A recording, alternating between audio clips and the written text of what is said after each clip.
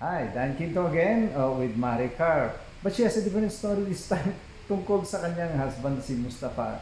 Can you just tell the story? Yeah, Okay, just yeah. a very quick one. My husband, Mustafa, has been in martial arts for 20 plus years Wow. and has severe back pain because of, having a lot of exercises and going Yeah. wrestling and all, boxings and all. And then when we tried Genki, his back pain 100% gone.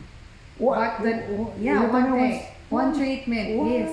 We tried multiple of treatments, different kinds of therapies we tried, Yeah. but it always goes back.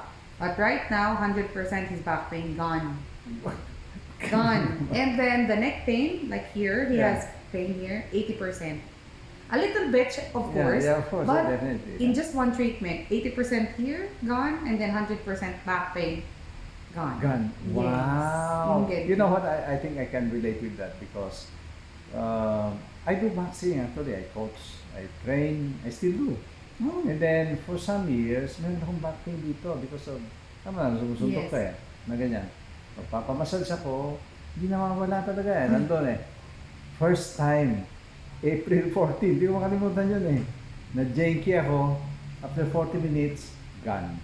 Kakain siya sa ano. Katulad sa kanya. Katulad niya. Yes, katulad po sa kanya. So, Yeah. he told our friends talaga, 100% gone yung back pain niya. Sabi niya, Wow. one treatment. Pero ano pa, my husband is actually not the type of person to believe agad. Oh no. He is skeptical in the beginning. The only reason he came is for me. For you, yeah. But when he tried it, he said, "Oh my God, this is unbelievable." Unbelievable. Yeah, yeah. I can agree with that. Nangyari din sa akin eh. So, friends, Maricar, Danny, try it. Okay? So, from here, we say, stay Stay healthy. healthy.